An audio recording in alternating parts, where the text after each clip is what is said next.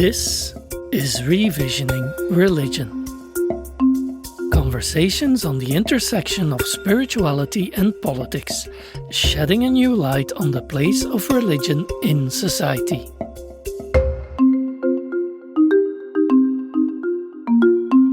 Greetings, dear listeners. In this bonus episode, I'll be speaking with the well-known biologist Rupert Sheldrake, author of groundbreaking books on science and spirituality. But the roles are a bit reversed this time. Instead of focusing on his ideas, we talked about one of my own books. As you will hear in the introduction of the conversation, when we originally recorded this podcast a couple of years ago, I had just launched a book in Dutch which tackles the 7 main myths about religion. I told Rupert that I hope to one day publish an English translation as well. And that day has come. At the end of June, the translation was published by IFF Books under the title Religion, Reality Behind the Myths. As such, it seemed like a good idea to put this conversation with Rupert Sheldrake on my own Revisioning Religion podcast channel. If afterwards you feel like reading the book, then you'll find Religion, Reality Behind the Myths in your favorite online bookstore. Needless to say, it offers a more in-depth look at all the topics I discussed with Rupert and much more. Because of time constraints, we could of course only scratch the surface. Those who prefer the video version can find the original on Rupert's YouTube channel. But if you prefer the audio podcast, then please enjoy this Revisioning Religion conversation. Well, Jonas, I'd love to talk to you about your 7 myths. Okay. Perhaps the best thing would be for you to say what they are first, and then we'll discuss them one by one. Would that work for you? That's perfect for me. Yeah, I'm very happy I get the opportunity. The 7 secular myths about religion, which I described in the article that you read and which I've written a book about and I hope to publish one day in English.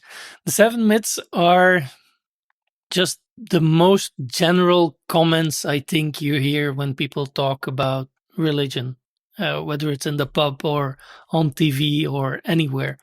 The first myth about religion is that religion starts from faith, from belief, from things you have in your head and which you think are true, and the truthfulness is first and foremost in your life. It kind of creates your identity. And if it isn't the truth and the things that you believe, it's the things that you have to do to be either a Christian or a Muslim or whatever, the things that rituals and practices that you need to follow. And if you don't follow them, then you're supposedly not a real religious person. So that would be the first myth.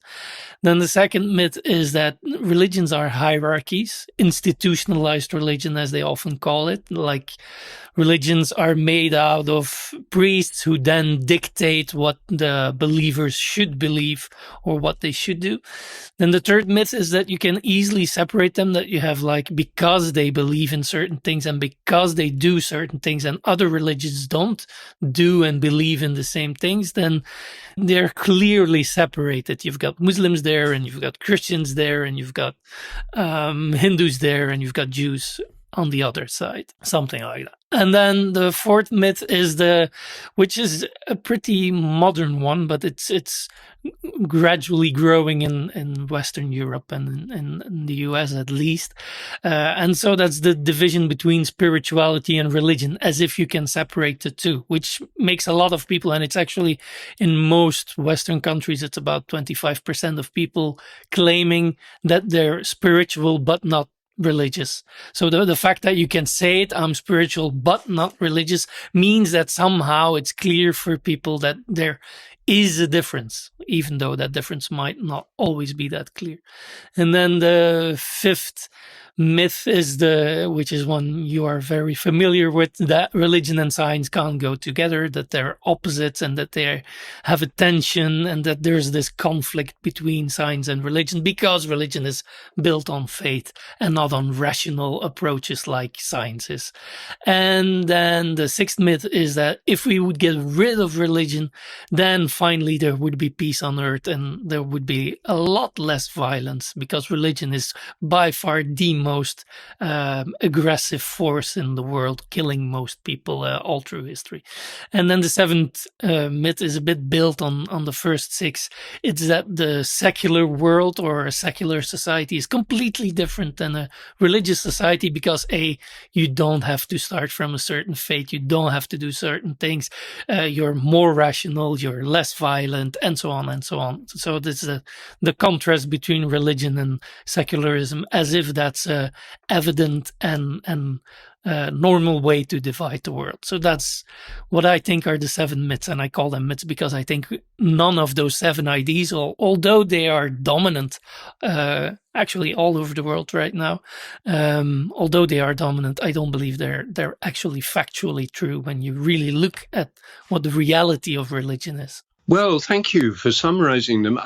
I think this is a really, really helpful summary because, I recognize those myths. I'm sure most people would.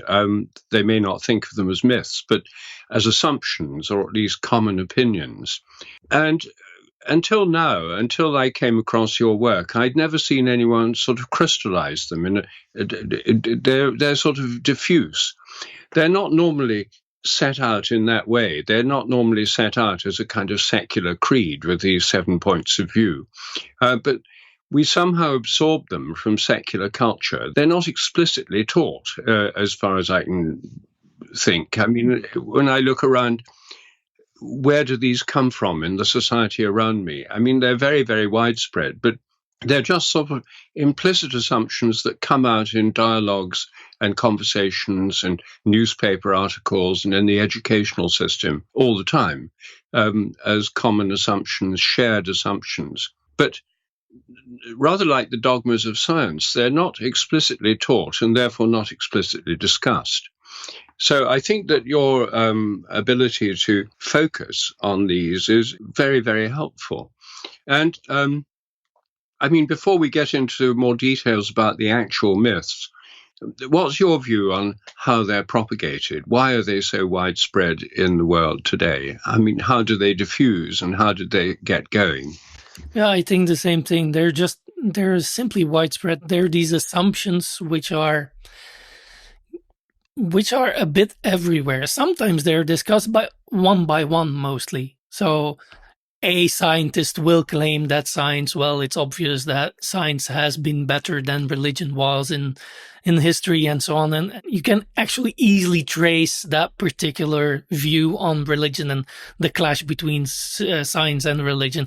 It's really traceable to a couple of books in the end of the 19th century, which started to propagate a bunch of ideas.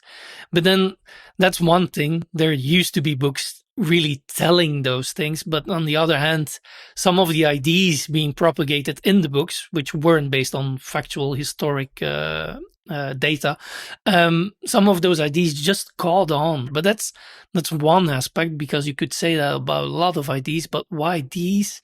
Because for me, there's a whole lot of political and social psychological reason behind why they sound good. Because we live in a world where religion is supposed to be privatized because of the separation of church and state, and we could talk a long time about that concept as well. But the whole point is that the construct of the way we approach religion and the way we divide the world in religious and secular has a political meaning. It gives the state an extra power which the church used to have. So there's a thing there where the political power has a usefulness for those ideas. It makes a certain way of approaching the world in a scientific, academic way, in a nationalist way, and so on, a lot more feasible when you have that separation. But I know I'm saying it a bit abstract, so if I have to make it more concrete, just say so. I think this is very helpful. I mean, in some ways, they represent the Enlightenment agenda, don't they, these ideas? So yeah. I suppose they were most explicit at the time of the late 18th century. Yeah.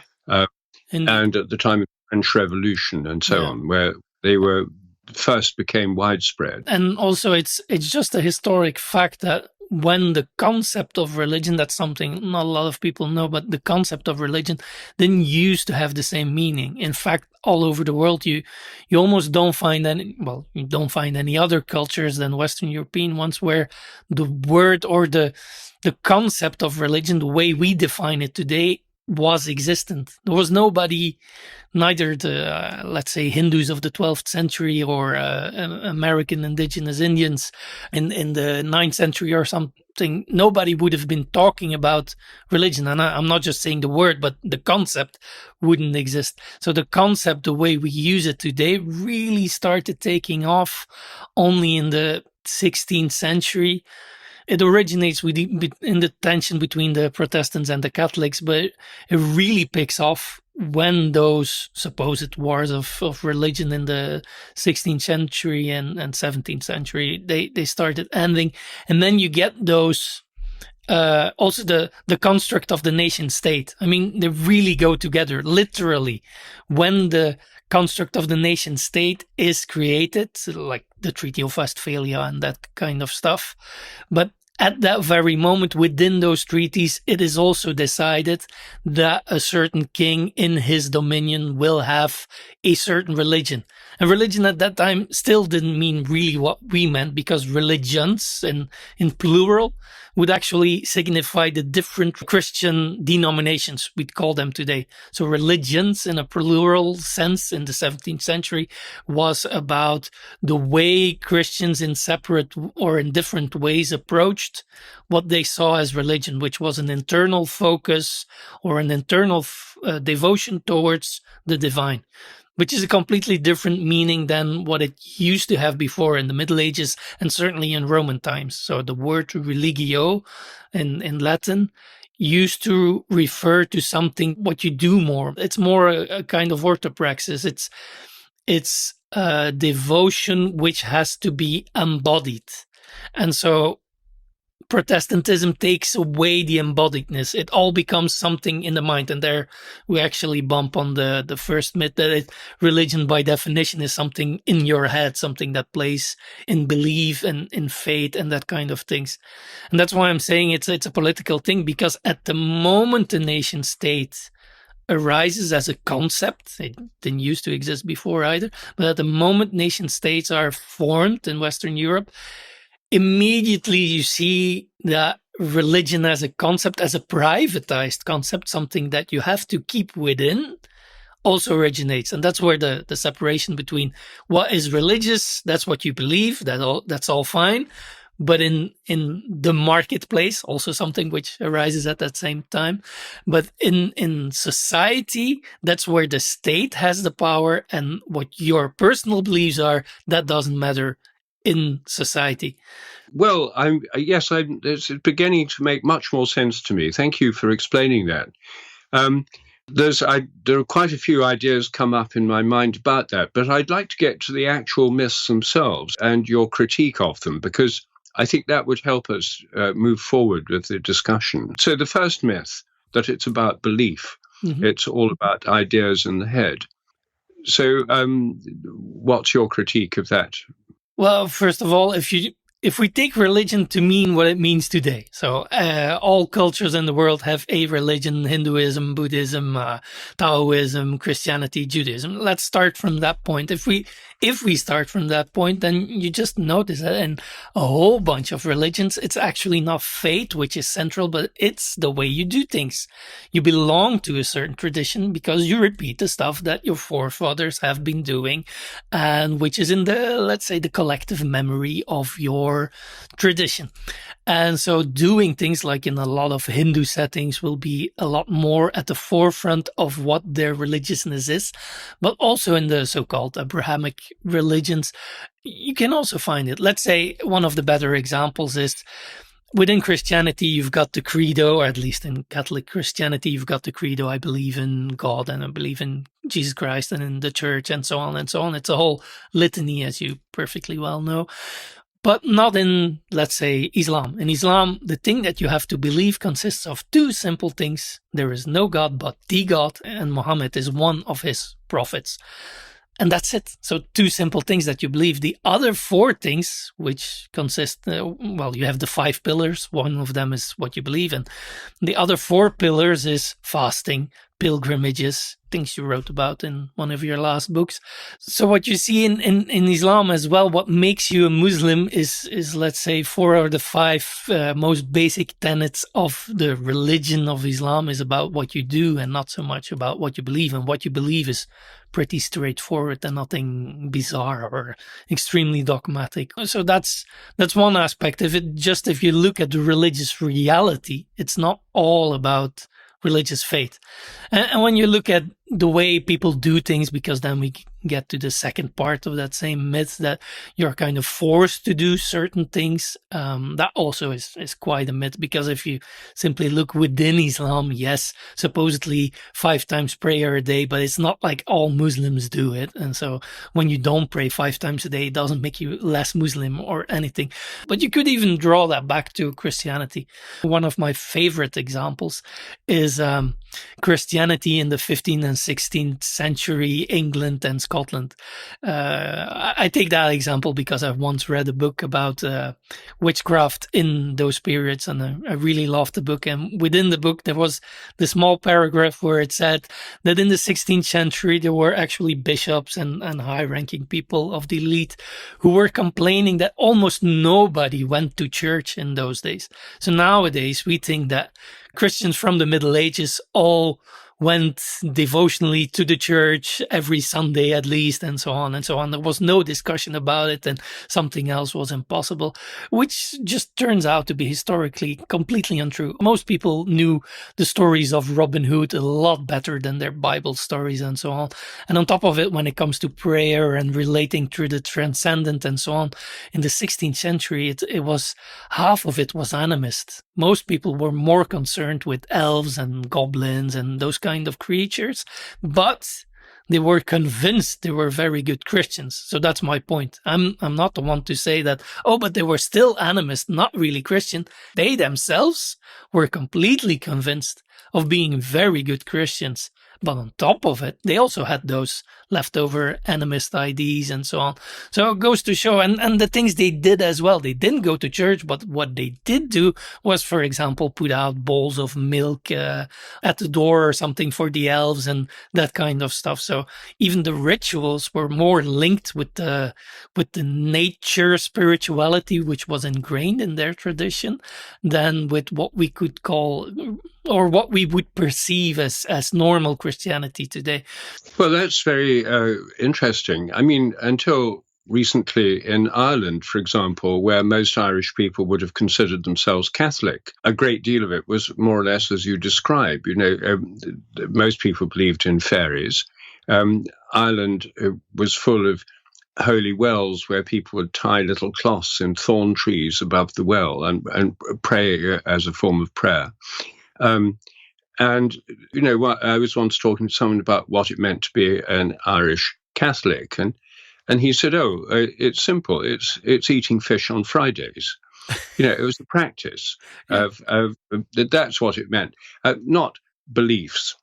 No, I think this makes total sense. Right? I mean, I'm a regular churchgoer in the Church of England. And when I go to church and look around at the other people in the church, although everyone says the creed, I'm sure if you ask people, and sometimes I do ask people, that their interpretation of it is completely different. It's not as if they're all carefully schooled in exact meaning of the word substance and ousia and, you know, ancient theological disputes that lie behind this creed. And I think that, I like going to church because I like gathering together with people from the local community. I like being in a holy place that's been a place of prayer and rites of passage for many generations. I like singing. I like the beautiful music we have. I like praying together. I pray in private every day, but I like the idea of praying together in public.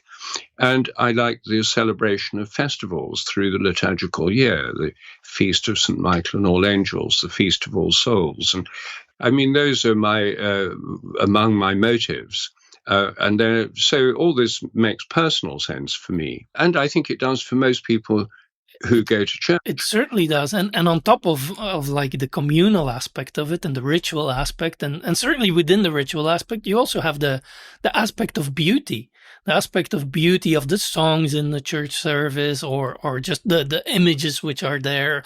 Beauty has always been a very great part of the attraction of religion. But the whole thing is, and that brings us back to the political aspect of it. If it's simply about faith, it kind of reduces your human beingness to either what you do or what you think, and there's nothing extra. There's no extra spiritual dimension of beauty and of experience. I think that's the most important thing for myself. My faith in God isn't even faith to begin with, not in the sense of I believe because somebody said it or because it's in the Bible or whatever. No, my faith in God comes from the actual experience of God being there, of really existing and being something that you kind of have to deal with it, because if you don't deal with it, it's like denying the light of the sun or something. And so I think that's part of the political aspect of it. By reducing faith or religion to faith and to beliefs, you kind of take out every possibility of it being related to something ontologically existing. Yes, I agree. But I think one of the problems that, in a sense, Christian churches have, in a way, fueled this misunderstanding.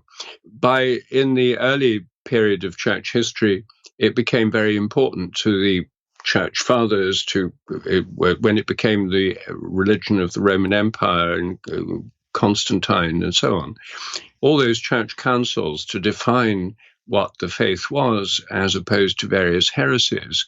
That part of Christian does rather feed into this myth. Absolutely. And it's also it's a very specific Christian thing, because the church fathers, it's a good example, and you can trace it all through Christianity, and certainly when Protestantism arises, because Protestantism is extremely focused on only faith, only the scripture, and so on. So yes, it's a tendency within Christianity to go to creeds as the focal point, which I think you can have a debate about why it was also useful to breach the sociology of the Roman Empire, where you were kind of stuck in the layer in society because that was the way society was structured, and you were a slave, then you'd always be a slave because that's the way things have to be in the hierarchical setup of those days. So when you have a creed and it binds people within their belief, it stops binding people within their tribal or within their social structure. So it opens up possibilities when your society has kind of glued itself together in strict structures on a social level. Then I think it could be useful. So there's a reason why it originated, but what you see is that it kind of outgrew its usefulness and became a thing within itself, within Christianity. And I stress, or I emphasize that fact, because it simply isn't replicable in the rest of the world. Other traditions had a different balance with the whole thing. And that makes it interesting when we look at the world and at religions as things essentially of faith and belief. That is because Christians looked at the world essentially as faith and belief, and we started dividing the world in a kind of Christian mindset. Yes, and I think this was definitely exaggerated through the Protestant Reformation, because in the Roman Catholic world, where the liturgy until quite recently was in Latin, it wasn't as if most people were busy thinking carefully about the exact meaning of the liturgy. I mean, going to Mass or any other, or Vespers or whatever, was a right brain experience. It couldn't be a left brain experience engaging the whole linguistic thinking capacity, because you didn't know what they were saying. Most people didn't know Latin. Therefore, it was all about the sounds, the chanting, the smell of the incense, the beauty of the building, the power of the liturgy, the symbolic value of the communion, and so on. And so, as soon as the Bible was translated into vernacular languages in the 16th century, and Protestants started studying the Bible, then, of course, you got endless disputes about interpretation of the Bible and who's got the right translation and which text means what.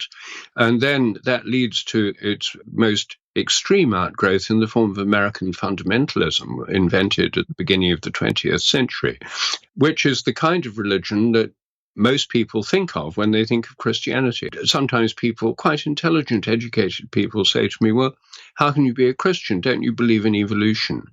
And they take, and atheists like Richard Dawkins love the fundamentalists and the American fundamentalists because they represent such an easy target for them. And it fuels this myth that it's all about belief, because the newspaper is always full of creationists trying to stop evolution being taught in schools and things. Mm-hmm. The fact is, I've never heard anyone arguing about evolution in any Christian church I've ever been to. It's just taken for granted. It's not a big issue. Absolutely. It's an American thing. If it's an issue among Christian communities, it's an American thing. And like what you said, because it's something from the Christian fundamentalists, which arose or which originated in the end of the 19th century. Yeah. Yes, and even in America, I mean, when I'm there, I go to Catholic or Episcopalian service, sometimes Methodist. But again, in those mainstream churches, this isn't an issue. No, not at all. So even in America, it's a gross distortion. Yeah. Yet, unfortunately, this myth that I think you're absolutely right in questioning is constantly fueled and reinforced by American fundamentalists. Yeah, absolutely. Yeah. And like you say, that's what some people on the more atheist fundamentalist side really love, because then they've got their perfect sparring partner, so to say. But it really doesn't have much to do with reality, if you ask me. But of course, behind that reality is also, and that brings us to the second myth, the idea that you have this priest caste. And again, that's a very specific Christian thing, because bon courage to everybody who wants to find the same kind of church setup in other culture. It's simply not there. Most religions are decentralized. Islam is decentralized. Judaism is decentralized. Hinduism is completely decentralized, and so on and so on. So it's a Christian thing, but you can't discount the fact that we had those church structures and so on and so on, and they're very tied with patriarchy. But again, like you say, when you look at Christianity in its history, and certainly before the Protestant Reformation, it's not like the Christian hierarchy and the priesthood determined everything about Christianity, because you have this tendency within the patriarchy of the church to think in terms of Christ and of dogmas and of correct interpretations and of the right beliefs and so on. But most people, and you can simply see this actually everywhere in Western Europe, because it's full of those small chapels and so on. Actually, I live in an old hermitage, which is 3 centuries old, and so right beside my door there's a chapel, and it's a Mary chapel, just like most chapels all over the place, because more than 60% of Christian devotional places in Europe were devoted to Mary, not to Christ.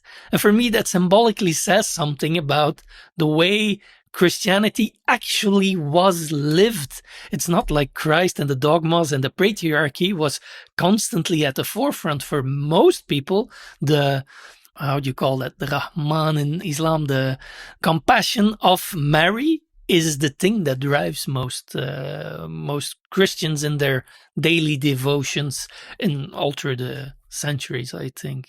Yeah, that's a bit counter the idea that the top and the hierarchy determines everything that happens within a religion like Christianity. Your point about the political side comes in here again, because in many ways what churches did was invented most of the things that states now do. Churches in the Middle Ages invented hospitals, hospices, schools, universities, administrative structures.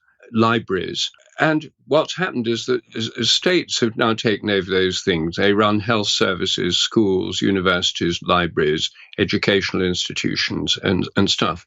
And all of those, of course, are structured hierarchically. You have a minister of education, and you have a civil service running the education. You had head teachers in schools, and you have assistant teachers and stuff. And the same in hospitals. You have top doctors and stuff.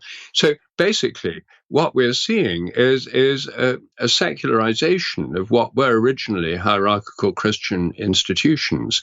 And all of these have been taken over by states and administered by states in a hierarchical and largely patriarchal fashion until recently, at least. So I think your political point's a really interesting one, because we see that actually, there's a sense in which Christianity is a victim of its own success. Having invented all these institutions, libraries, hospitals, and so on, then the state takes them over, and then people say, religion's all just about personal belief inside the head. And so I think it's a really interesting point. But maybe we should move on to dogma 3. Mm-hmm. We've covered dogmas 1 and 2 pretty well. Yeah, well, once you see that the first and the second myth really aren't true, then the third one becomes easy. Because if you're not really constrained by dogma, if you're not really constrained by a certain hierarchy, then you could imagine that it isn't always clear where one begins and the other, or one ends and the other begins. And that's actually what you see all over the world. So you've got, let's say, for example, the most important saint in Pakistan, Lal Shahbaz Qalandar, where millions of Pakistanis go to every year for the festival around his death. It's also visited by Hindus, to mention just one example of Southeast Asia. And so you could go all through the world, let's say in China, where you have temples where Confucius and Buddha and Lao Tzu of Taoism are all in the same temple on the same altar and so on. Or even the example I just gave a bit earlier about Christians being actually half animist and so on and so on. All through history, you find those examples. And actually, we don't have a big problem with, let's say, those types of syncretism and fused religion when we're talking about more marginalized communities. Let's say voodoo, for example. Voodoo in Haiti, which everybody knows is animist and old African traditions mixed with Christianity and so on. Everybody accepts it. It's just bizarre that when we think about the mainstream religions, that we somehow think that those had an essential aspect to them, which has always been the same and which has never been perforated or fused with elements from outside, although of course they obviously have. I mean, to come back to Mary, there's this whole debate, but if you look at the statues of Mary, for example, and you look at the statues of Isis, the god in the Egyptian tradition, there's a clear link with the way Mary is presented and the way Isis was presented. She was also a mother goddess and so on and so on. There's lots of links between them. And I think if you add everything up, then the chances are big that lots of statues of Mary today actually still have this bizarre link to the goddess Isis 2,000 years ago. Well, I think this is a great strength of the Mary cult. I mean, in my daily prayers, I pray with the Hail Mary every day, and it's part of my own religious life. But for me, the idea that Mary is one of the many forms of the goddess it is a strength of the Mary cult, not a weakness. Absolutely.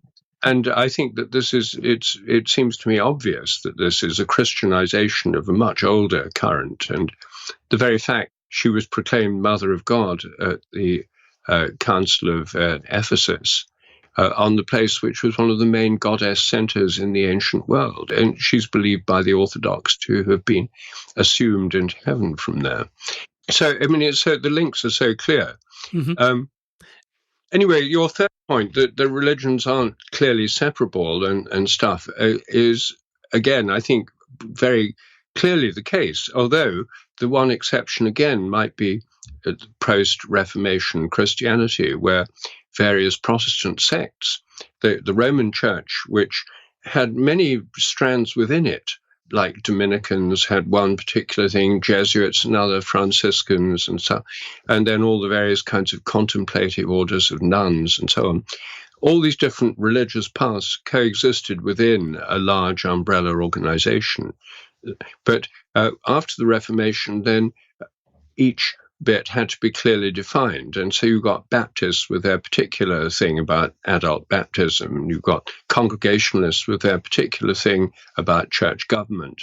And Jehovah's Witnesses, Seventh-day Adventists, all with distinctive belief systems which defined themselves by these belief systems and also, of course, by practice. But that all did feed into these myths. So it's not as if they've come from nowhere. Of course, they certainly don't come from nowhere, because you actually have fundamentalists, of course, within every tradition and within sometimes even small groups. You've got fundamentalist types, but there's simply no reason to see them as the norm.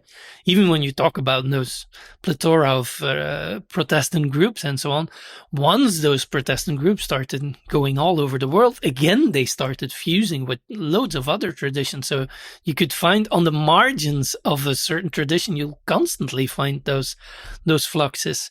But actually, for me, there's two things that are important in all of this. One is that people would indeed claim, but if it's all mixed, then what is the usefulness of it? And that's what you said. No, that goes and shows the strength in a spiritual way. If Mary can take up a bunch of other strange, it just amplifies your idea of the femininity of the divine, let's say, as opposed to its masculinity. So that's one aspect of it. But the other aspect is also, and that for me is a bit strange today when you talk about spirituality and how people who say that they're spiritual but not religious deal with it, that you've got this phenomenon which is in academic circles these days, it's called multiple religious belonging. People picking stuff from different traditions, either because they immersed themselves for a long time or simply because they take out stuff from New Age books or whatever. And so then it's presented as if it's modern, as if that's something new, as if before people were stuck within their particular tradition, and today we're free and we're modern and actually we're secularized, so we're able to pick and choose from different tradition. And for me, there's a problem there, because it's historically it's untrue. This kind of stuff has always happened, not necessarily in the center of the elite power. But since when is centers of elite power a good example of what people in reality and in daily life are doing? It never has been. So once you go to the margins and the way people approach things, then you see something else. And then there's no reason for us today to act as if we're so much different than all those people who came before us, who were actually pretty good in infusing ideas. And that is what makes the concept of religion a bit difficult, because first you create this concept as if the world is divided into separate traditions and separate religions. And then you're all startled the moment you start recognizing thousands of examples where actually the world isn't divided within religions. So it's a bit of a bizarre thing. First you create a problem, and then you say you're the one to solve it, although it wasn't a problem for most people to begin with. But doesn't this lead into another of your points? So the one about the spiritual but not religious. Yeah, absolutely. It is connected, because what I think actually is kind of happening when people start saying they're spiritual but not religions, they're acting as if you've got dogmatic religion on the one side and free spiritual stuff on the other side. Everybody knows it's a bit connected, but by separating the two, you again have kind of essentialized religion as such into this crude and forceful and aggressive dogmatic structure, which it isn't. And so that's a particularly modern Western thing. But once you start looking or projecting this onto the rest of the world, you get into problems. And one of the best examples is what we call Sufism today. Most people will nowadays think that you've got mainstream Islam, and then there's this branch, you've got the Sunnis, the Shiites, and then there's this other branch of Sufism, and Sufism that's all spiritual and mystical and so on. And it's not liked by mainstream Islam. But if you look at history, that makes no sense at all. That's a complete distortion of Islam, because Sufism, or Tasawwuf as it's really called, is actually infused within Sunnism, within Shiism. And so it's not a separate branch at all. It's simply what we could call spirituality today.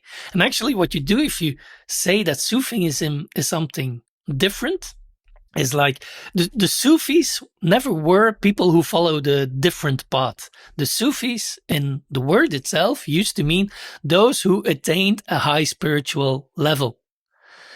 So a bit like what we could call saints in the Christian tradition. But it's like, imagine that we look at the history of Christianity and we say, well, we don't like Christianity because it's this hierarchical church structure and so on, and it's dogmatic. But you had those saints, and those saints like Saint Francis of Assisi and so on, those were cool people. Those did a good job. They were very spiritual, and look at how they went about in the world doing nice things and so on. So no, I don't believe in Christianity, but I believe in saintism. And saintism, that's a different branch than, let's say, Protestants and Catholics. That's exactly the same thing, what we have been doing with the word Sufism and the way we juxtapose it to Islam. Nobody would in his right mind think that it's a good way to separate saintism from Christianity or something. So it goes to show how we project certain ideas and the visions of religion on the rest of the world, and it really starts clashing with the reality. And again, there's a political point behind it, of course, because then you kind of, as secular people who think that they can be spiritual without tradition, you do different things. On the one hand, you say that you know the truth, the real spirituality, you're the one to see it, but all those others in the rest of the world, even though they belong to the tradition, you kind of know better than them what their real spirituality is supposed to be like. And on the other hand, you say that tradition doesn't matter. That's a typical modernist assumption that the future is always better and what was in the past was bad and so on. And so it gives you a possibility as a person to ditch everything which is tradition. And for me, just spiritually speaking, there's a problem there, because it's within the residue and within the memory of tradition that there's lots of stuff.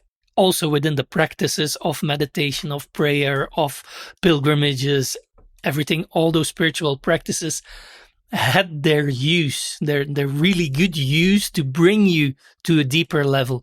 And if you're just going to assume that you're on the deeper level because, I'm so spiritual but not religious, then I think you might check your ego a bit better. Yes, good point. Well, I mean, one of the general assumptions of secularism is this idea that we've seen through these religions, we're smarter. I mean, personally, because I think spiritual practices have a great value, and my two most recent books, Science and Spiritual Practices and Ways to Go Beyond and Why They Work, are about the value of spiritual practices revealed by science itself. But many of them do connect with tradition, of course. Rituals connect with tradition, singing and chanting, pilgrimage. I mean, pilgrimages here in Britain, there's upsurge here as there is in many parts of Europe.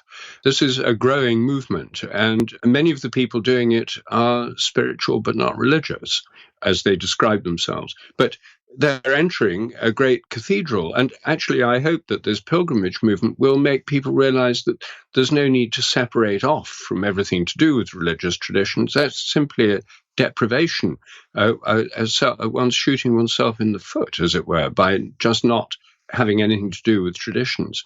But it is part of this modern arrogance. And a lot of the atheist movement seems to me extremely arrogant. I mean, we've seen through the stupidity of these ignorant people who've been priests have forced them to believe this stuff because it's all about patriarchal power and stuff. And ironically, I myself find that the most dogmatic belief system I actually encounter from day to day and week to week is dogmatic science, scientific dogmatism. Most people that I meet accept the dogmas of science. My critique of them in my book, The Science Delusion, takes these 10 dogmas, as you know. Mm-hmm. Most people accept them without question and through blind faith and entirely trusting in authority.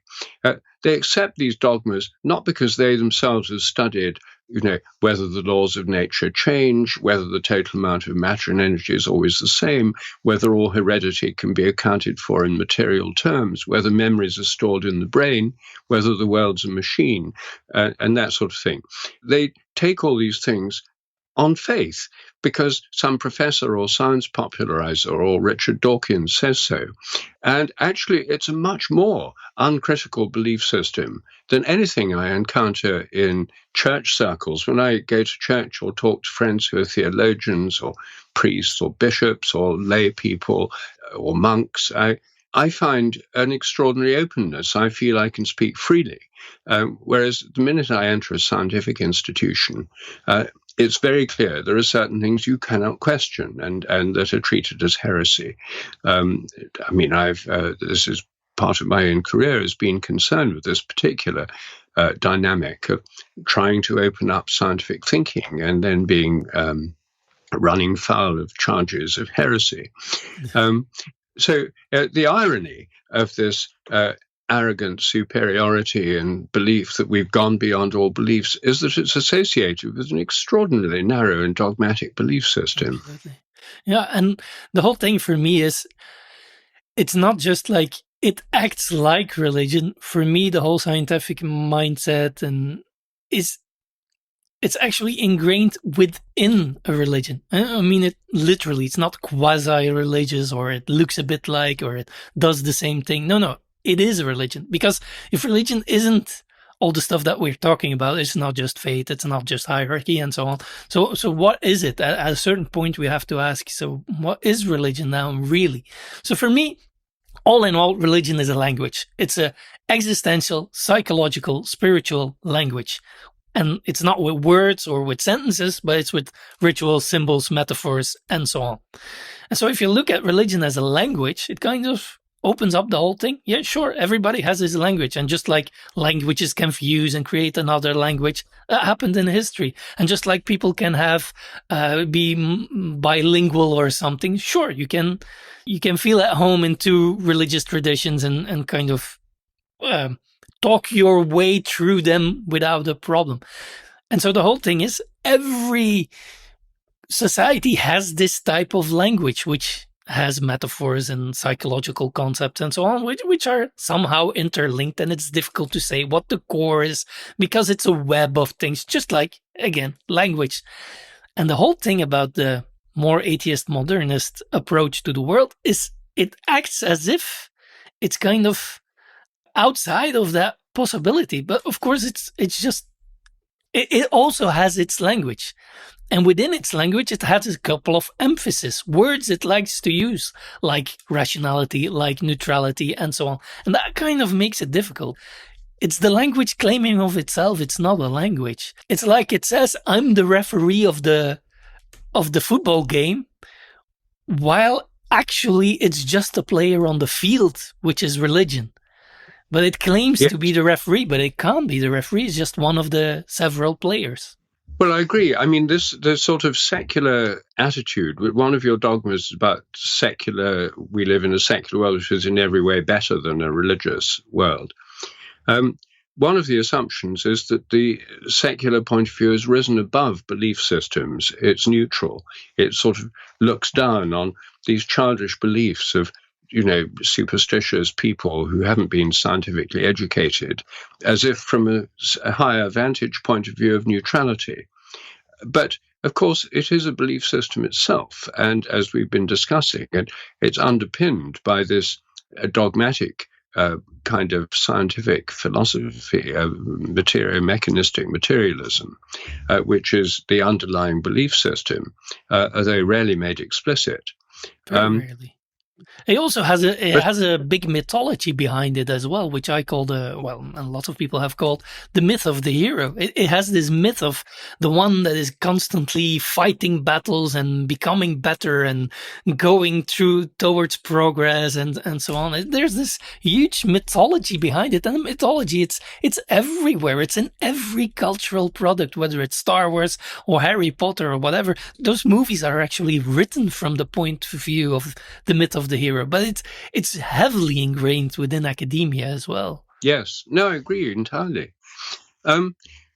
one of your other things is the idea that religions are uniquely responsible for violence Mhm. in the world, and I must say this is something that I've has annoyed me for a long time because I many of my friends are atheists or agnostics, and I often hear this trope. The whole new atheist movement really was triggered by this. The 9/11 attacks gave a publishing opportunity to people like Sam Harris, Richard Dawkins, Daniel Dennett, and Christopher Hitchens. In fact, they got book deals because, here was this terrorist attack by Muslim fundamentalists on the World Trade Center and the Pentagon and so on.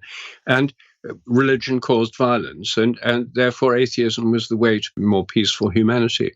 I've heard that argument many times, but of course, as you point out yourself, and if we actually look at the history of the 20th century, the most violent century in terms of mass deaths ever, the deaths caused by communism in the Soviet Union, Stalin, I mean, the League of the Militant Godless, the persecution of Christians, millions. I mean, how many? 20 million.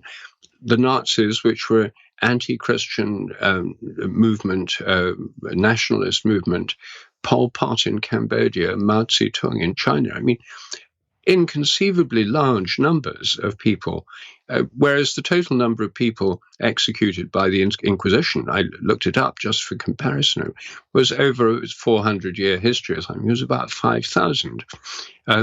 And we're talking maybe 100 million victims of secular ideologies, all of which claim to be based on science and reason. Communism, after all, was supposedly a scientific theory. Absolutely. And Nazis the as well. Nazis, The whole show was also a very industrialized, scientifically underpinned process. Nowadays, we say it's pseudoscience and so on, but as you perfectly well know, the whole scientific world was completely convinced of racial theories, of racial yes, hierarchies, and for hundreds of years eugenics. had tried to catalog everybody into races. It was the eventual result of science. You can't say it any other way. Yes, exactly. It's so, yeah, and eugenics was very popular among intellectuals on the left and the right in the 1930s. And the Nazis were all in favor of industry, technology, autobahns, Volkswagen cars, rockets, and so forth. So this was not a anti-scientific; it was pro-scientific, and indeed, one could argue that these are the natural outcome of the Enlightenment. That the Enlightenment, which gives this cult of science and reason, and also empowering states, as you were saying earlier, when it Yeah. goes to these extremes, is murderous. Absolutely. So But again, it has to be fused with a certain worldview as well, and that part is often forgotten. Also on the atheist side, where lots of the worldview is, or let's say the identitarian worldview is very much linked to nationalism. And I bring in nationalism because if you look at the history of the 20th century, the biggest murderous idea wasn't indeed religion, it was nationalism. I mean, that's beyond question because of two world wars being driven by nationalist ideologies. And that brings in a nice historic link because we tend to think of the example of the violence of religion is the Protestants versus the Catholics, what we call the religious wars of the 16th century and so on. But in fact, what actually happened wasn't that, apart from how you interpret those wars, the end result, people think, well, nation states arise and then those wars are quenched and the nation state nowadays keeps a check on those religions so they don't start fighting again. And so we're more peaceful now. Okay, so 2 world wars further, we know that's not the case. But what you see is, of course, it's not the case. Because the whole point is not that religion as such creates the violence, but the question remains, who has the monopoly on violence? Yes, it's true. In Western Europe, in the Middle Ages, the monopoly kind of resided in the church. If the Pope or the bishops or whomever weren't agreeing with a certain war or a certain conflict, then they could kind of put a stop to it. So they had a monopoly of violence. They could also decide when violence was appropriate. But nowadays, it just lies with the state. So what happened was the monopoly of violence from the church went over to the monopoly of violence of the state. So that's where you have to look who has the monopoly of violence. There's nothing bizarre there. It's not religion as a causality or something. It's just religion within a context of having monopoly of violence. Yeah, then yes, but so it's the same for nationalism. In another way put, for me, I also often use the term, it's not the fact that you believe in God that makes you violent, it's the fact that you think that you yourself are God. At the moment that bishops and popes think that they know what God wants and God wants for them to thrive over the world and kill everybody who doesn't believe in them, then of course it becomes extremely violent. But it's the same for nationalism. If you think that you know what is best for the rest of the world and for the subjects, or let's say even in democracy it exists, if the Americans think that they know what democracy looks like so they can go and bomb 20 countries into democracy, then it's all fine. We're bringing democracy. We're fine. Basically, that's playing God over other people. So for me, it's not the belief in God, which is the problem, but placing yourself in God's place. Well, that's a very interesting analysis. Although I think in the Middle Ages, although the church had some monopoly of power and violence, it wasn't undisputed because there was always a tension between, say, the kings in England had, who could appoint bishops. This was a big issue in the 12th century. And did the king have the right to appoint the bishop, or was it the Pope? And so there was always a tension between the power, who had the power. And of course, there were lots of wars in the Middle Ages which were not monopolized by the church. I mean, there were civil wars in England by successions, the Wars of the Roses, for example, which was about one dynasty trying to take control of the throne rather than another. So a lot of the actual wars that were happening were dynastic, and where they were, in that sense, secular. So well, we should be perhaps finishing off with because we should draw our discussion to a close, I think, to keep within some kind of time limit. Have we covered all your 7 myths, or are there any left? Except the one for science, science conflicting with religion. But I mean, that's simply the whole of your work, and it kind of, it's the same thing again. If you look through history, I mean, Christianity and all religions have always promoted the search in different directions of truth. And so science actually originates within a very religious context. And on the other hand, you can cite dozens of examples where science becomes dogmatic itself and actually hereticizes people. And I think you're the perfect example of that one. So that kind of is an obvious one. Yes. No, I agree. That's fairly obvious. And I think what's interesting is the way that our culture is actually moving on at the moment. I think that's what's so interesting about this, shining a spotlight on these myths, is that we are, I think, actually getting to a point where many people are ready to go beyond them.